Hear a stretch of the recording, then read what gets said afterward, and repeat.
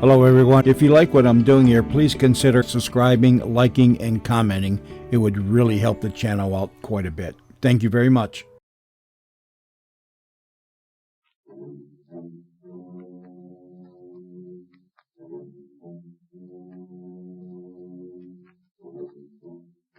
In the name of the law, we bring you another of the thrilling stories in this exciting series, taken from actual police case files.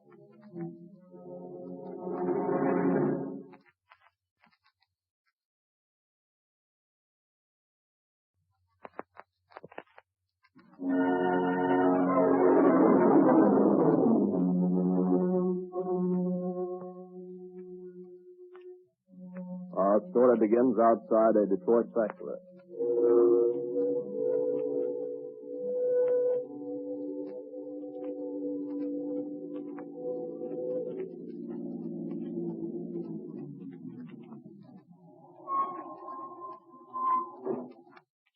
Oh, thanks for the lift, Joe. That was a big help. Oh, don't mention it, Charlie. Say, how about me waiting for you? Well, I just want to leave these lamb chops for my sister. I'll be back right away. Oh, say, wait a minute. Say, Charlie, I haven't seen Frances for a long time. Mind if I say hello? Oh, come on along. She'll be glad to see you. All right. Here. Let's just go around the back way here. How's she been? Oh, fine. Had her 55th birthday last Wednesday. Never looked better or felt younger. Oh, you bombholes are lucky to have a sister like Frances to look after you. Don't we know it? Especially John and my nephew George. She's still keeping house here for them just as she did for Augustine and me. Father Augustine. Mm-hmm. Frances certainly had a dream come true when her brother became a priest. Yeah, it's her greatest pride. Tops her other pride, keeping a clean house and setting a good table. We'll kid her a little bit. Let's tell her we dropped in to eat these lamb chops. In a hurry, too. Oh, here we are. Francis. Francis. Here's your Wednesday special. I like my lamb chops. Well done, Miss Farmhouse. Francis. Francis. Honey, Doesn't seem to be around. she must be here. She was expecting me. No sign of lunch getting ready in the kitchen here. No. Hey, think she could have taken sick? I don't think so. George is here. She'd have called him. Maybe she didn't want to disturb him. Isn't he still working on that night shift? Yeah, at the River Rouge packing plant. He sleeps in that room right down the hallway. Must be a heavy sleeper, else all the noise we made would have woke him up. Say, maybe Francis is asleep. Well, Francis is asleep in the daytime? Say, she works from morning till night. Well, you look in her bedroom, though, just to make sure. Francis? Francis? Are you sleeping? Francis? Francis? Well, Francis? She's praying. Praying? What? But she's dead. Murdered. And kneeling there beside her bed with a rosary in her hand. Merciful heaven. Oh, my poor sister.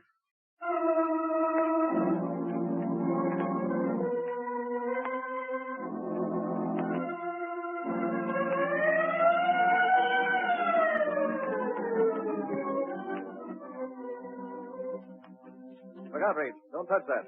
What's the matter, Inspector? That doorknob. There's bloodstains on it. Oh, yeah. See it plainly now. Whose room is this? I think it's John Baumholt's room. Now, their brother, eh? There's so many of these relatives. Yes. They may all be innocent, but it sure looks like an inside job to me. How do you figure that, Inspector? You'll see for yourself. Now, look, Reed. We want photographs and fingerprints taken on this doorknob. Yes, Inspector. You got all those relatives outside? Yes, sir. Father Baumholt telephoned he would be here any minute, too. It must have been a shock to him. Yes, their favorite brother, I understand. Let's have another look at Miss Baumholt's room. I guess What's the verdict, Jim? Inspector, Miss Baumholt was killed sometime between 6 and 7 o'clock this morning. She died from these blows on the head. She couldn't have been killed kneeling there by the side of her bed, could she? Well, that's the question, Inspector. There are no signs of a struggle in this room. If there was a struggle here, that nephew George should have heard her. Hey, how do you figure that rosary, Inspector? Heaven help her. She died in prayer. How did she have strength to get her rosary? What do you mean by that? It's this way, Jim. She could have been placed in that kneeling position, that rosary put in her hand. I wonder if someone sent her to eternity and then tried to help her with prayer. Hey, what's this on the floor? I was just noticing that myself. Is it gravel? No, something else. Here. There's a few specks of it on the palm of my hand. Looks like coal dust to me. Coal dust. Well, spotless floor. You're right, Jim. Doesn't make sense. From all I hear, this Pullman was a spotless housekeeper and wouldn't go around tracking the place up with coal dust. Reed, Yes, Inspector. get those relatives together outside in the kitchen. I'll be out there in a minute. Yes, sir. Jim, as coroner, you've handled a lot of crimes with me. Now, just let the...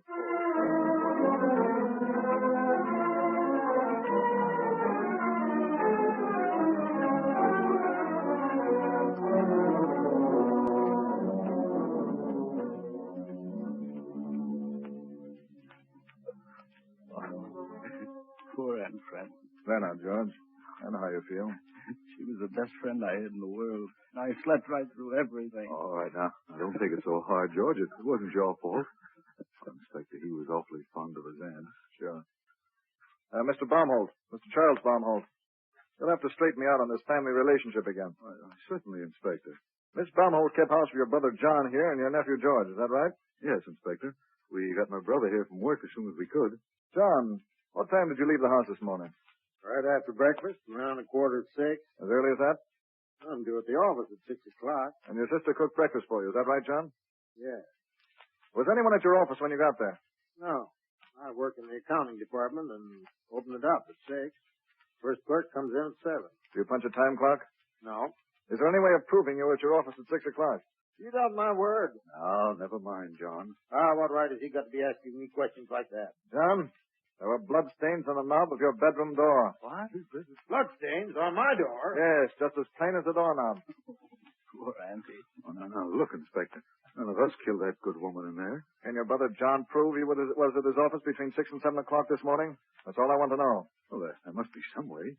You can prove it, can't you, John? I'm all alone there between 6 and 7. Let them take my fingerprints. Compare them with those on the doorknobs. They won't be mine. All right, John, all right. You'll have a chance to prove everything. Why don't you go out and look for the murderer?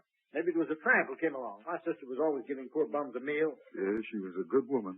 Always helping everybody. Good. Did you see your Uncle John leave here this morning? Yes, I saw him leave right after breakfast. George, you work on the night shift, I understand. Yes, Inspector. What time do you go to bed? Right after breakfast. I went to sleep right after Uncle John left this morning for work. Was your aunt expecting anybody this morning? Not that I know of. How about you, John, and you, Charlie? Do you know of anyone who might have called on your sister? No. John, did your sister have any money in this house? Why ask me? Never mind why, I'm asking you. Yeah, she had a little money. Inspector Smith. Yes, Reed. Inspector, there's an old woman at the front door. She wants to come in. Who is she? She says she bakes bread for the Baumholts and wants to leave some now. Oh, yes, that's Mrs. Becker. She's a poor old lady, Inspector, and my sister bought bread from her to help her out. What'll I tell her, Inspector? Tell her to come back again. Yes, sir. We were talking about money, John. You say Miss Baumholt kept some here in the house. Yeah, she had about $50. Where did she keep it? In the sugar bowl in the kitchen cabinet there. Will you show it to me? Sure. Right over here. There on the top shelf. Here it is. Wait a minute. I'll get it down. Let me handle it with this handkerchief. There might be some valuable fingerprints on this sugar bowl. Just lift the lid off now.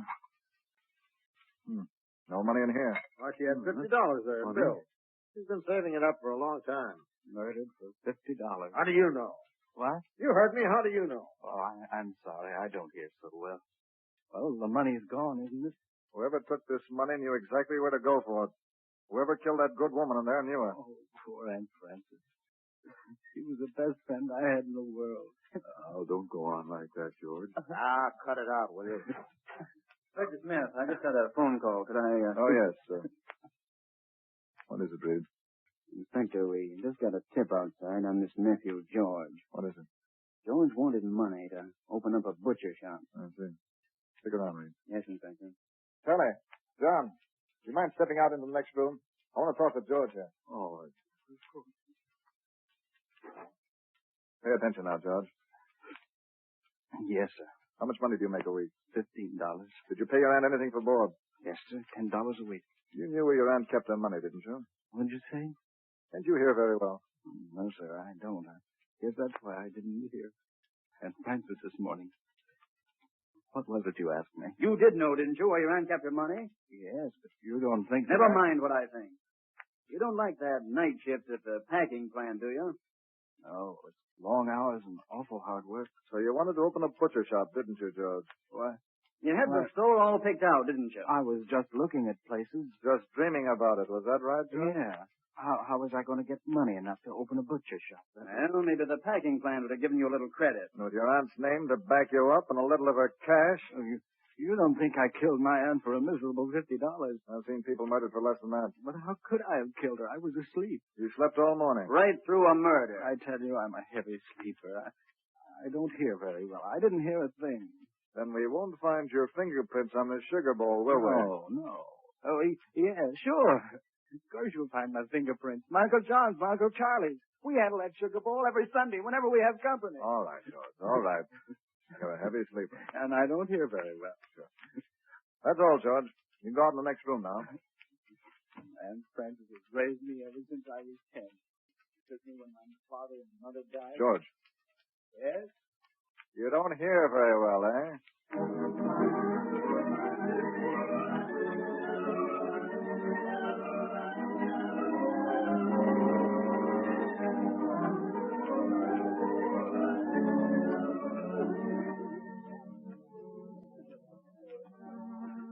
The real tragedy, Father Baumholt. All the women in the neighborhood are here weeping for your sister. Yes, Inspector Smith. My sister was a woman with true charity in her heart. She lived a Christian life, and I'm sure she died a Christian death, even though it was a violent one. Father Baumholt, I'm in a rather difficult position. I saw you pray beside Miss Francis just now, and I'm a man of the cloth, and you hesitate to say things you might say to someone else. Is that it, Inspector? Yes, Father. Well, do not let it concern you. Do your duty. Render unto Caesar the things that are Caesar's, and unto God the things that are God's. You mean The law must take its course. Thy will be done on earth as it is in heaven. Very well, Father. You've talked with your brother John and your nephew George? Yes, Have they told you that we consider both of them first-class suspects? yes, they have. Well, Father, this is pretty hard to say, but, circumstantial evidence against them is pretty heavy. I don't wish to divert your investigation in any direction, but I'm rather sure of one thing. What's that, Father Baumholt? Such a deed, if it were possible, would have caused instant regret and almost immediate confession from either John or George. Father, you certainly have me in a tough spot. Do your duty, my son. Vengeance is mine, saith the Lord. I ask no vengeance for my sister, only the law under which we live. Well, I'm having those bloodstains on the doorknob checked against everybody's fingerprints. And the fingerprints on the teacup. Yes. And the coal dust. Father, we're checking on that right now. Must have been tracked in from the coal shed in the yard. We've talked to all the neighbors. They heard nothing. You can't go in there, I tell you. I've got to see Father Baumholt. I just got to see him. I just want to say a word to him. Why, certainly. Come right in. May she inspect it? Oh, certainly. Oh, Father, you don't know how sorry I am about your sister. There now, Mrs. Becker. It's God's will. Such a good woman.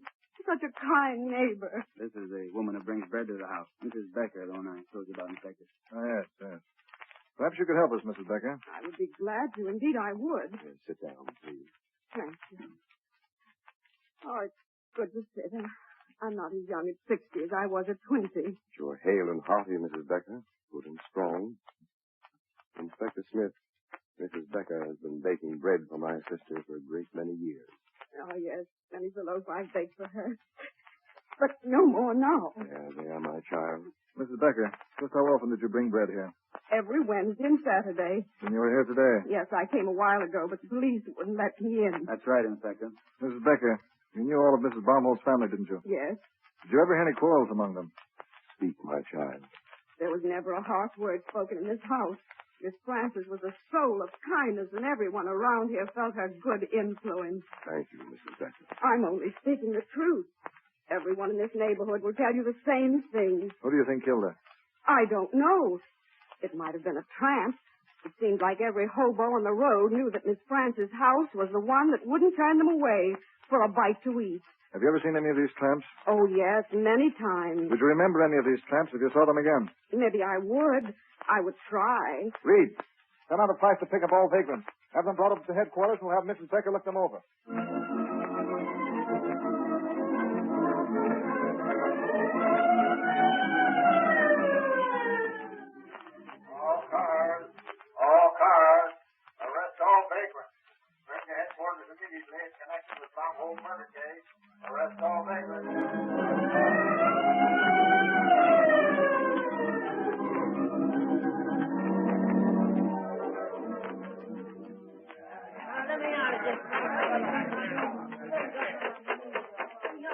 can't remember nothing, I tell you. Are you sure of this man, Mrs. Becker? Oh, I've seen so many of these men you've arrested, but this one's been around to Miss Baumholt's place. I'm sure of that. You don't deny that, do you, Morton? No, I've been around there, but I ain't got nothing to do with that. Then why didn't you tell us where you were Wednesday morning, the morning of the murder? Honest, I can't remember. All I know is I was in a lot of saloons, bumming drinks. You haven't been bumming drinks, Morton. You've been paying for them.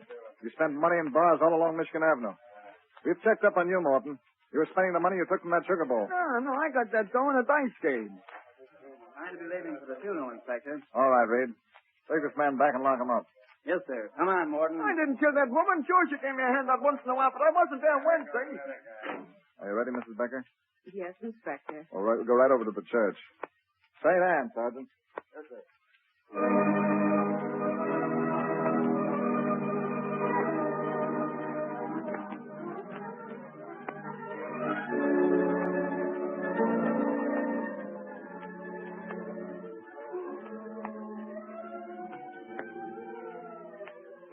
I've never been to a funeral mass before. Yes, it's beautiful and sad and uplifting, all in one. I wonder how her brother will feel this morning. What do you mean? Saying his own sister's funeral mass. Are you sure you don't mind riding with a police escort like this? Oh, no. I was just thinking of poor Miss Frances. This is Saturday. The morning I always used to bring her bread. Morning, Mrs. Becker. In the morning, Wednesdays and Saturdays. Oh, that is, I mean in the afternoon. Well, aren't you sure? I get my wits a wool gathering. I always brought the bread in the afternoon. You remember, I came to the house last Wednesday in the afternoon. Oh, yes, I remember. Oh, by the way, Mrs. Becker, do you mind if I sit with you during the Mass? No, indeed. I wish you would. I've never been to a funeral mass.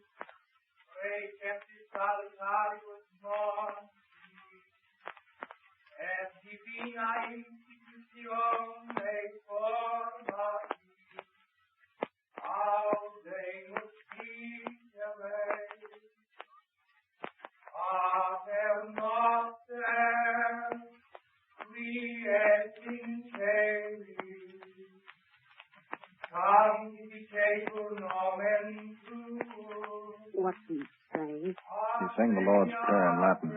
That's the Paternoster.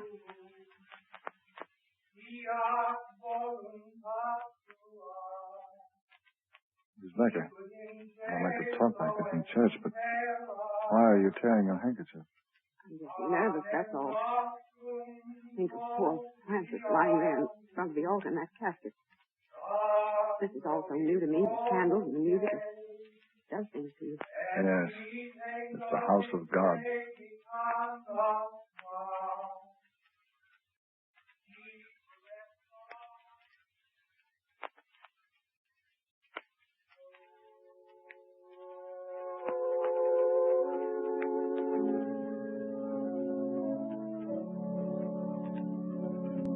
What's he doing now? He's blessing the casket.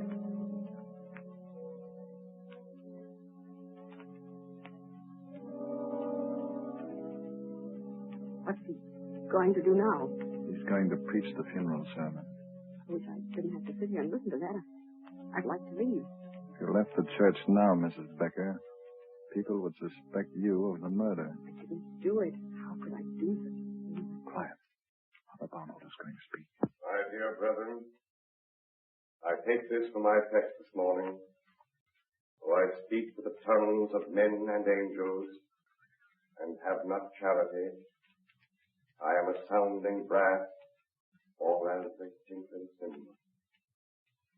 In the name of the Father, the Son, the Holy Ghost, amen. I perform this sad duty this morning, my dear brethren, not as a brother, but as one in the service of the Lord. As I speak with the tongues of men and angels, and have not charity I can't for the stand one who this much kills longer. her who lies You killed her, didn't you, Miss Becker? No. and becomes Listen to what he's saying. wrath or of a twinkling sister. Charity was the keynote to the life of this dear departed one.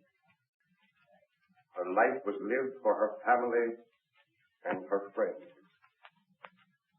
As a young girl, it was her desire to enter a convent and become a nun.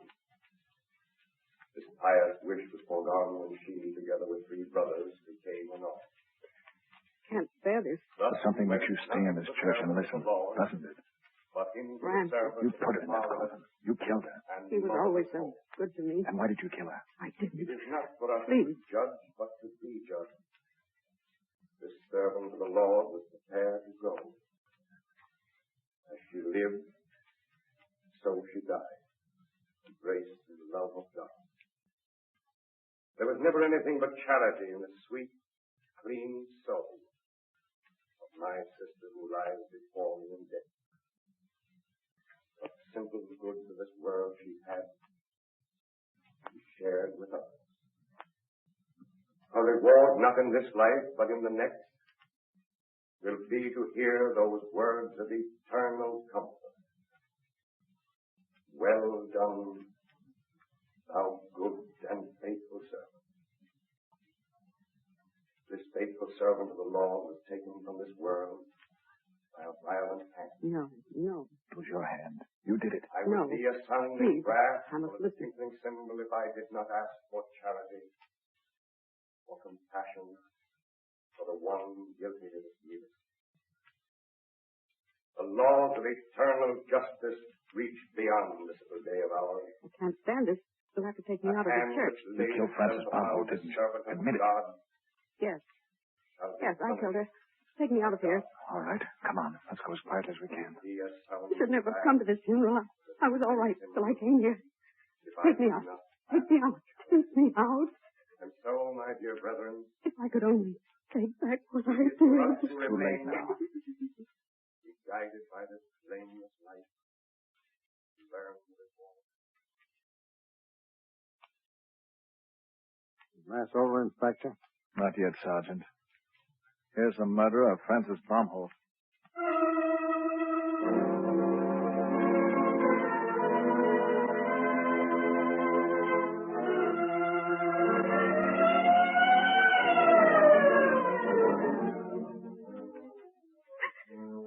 She had everything, I tell you. I had nothing. She was a poor woman, She had $50 in a sugar bowl. and you killed her for that after all she did for you. Sure. She bought bread for me. She gave me money besides. And she gave me clothes, but it wasn't enough. I asked her for more. You planned everything for last Wednesday morning, didn't you? Yes, I had it all figured out. Last Wednesday morning, around 6 o'clock, I took bread to Miss Francis. I found her in the post. Carolyn, I would be glad to help you, but I can't do any more now. That's right. Throw your charity in my face. Now, Carolyn, I know you've been working hard. Come in the house and I'll make you a cup of nice hot tea. I don't want tea. I want money. I'm tired of slaving all my life. Now, just wait till I fill up this cold stuff. You have $50 in the kitchen in a sugar bowl. Carolyn, you mustn't think those thoughts. You mustn't think of that money. It's all we have. But look, I will let you have a little of it. I don't want a little of it. I want all of it, and I'm going to get it now. Carolyn, stop. I did her a lot of times, and I carried her into the house. She wanted to pray, so I got her rosary for her and helped her to kneel by the side of the bed. I put bloodstains on that doorknob. I took the money. Sure, I took it. I killed her for it. I'm an old woman, but I'm strong. I killed her. I killed her.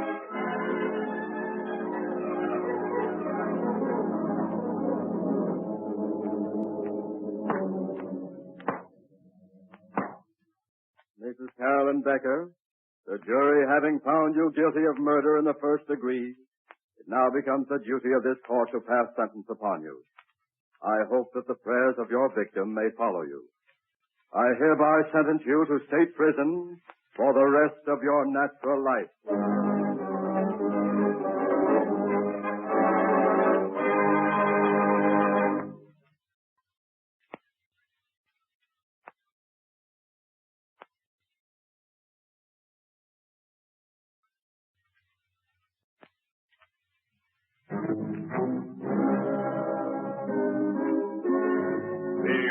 again when truth and justice triumph.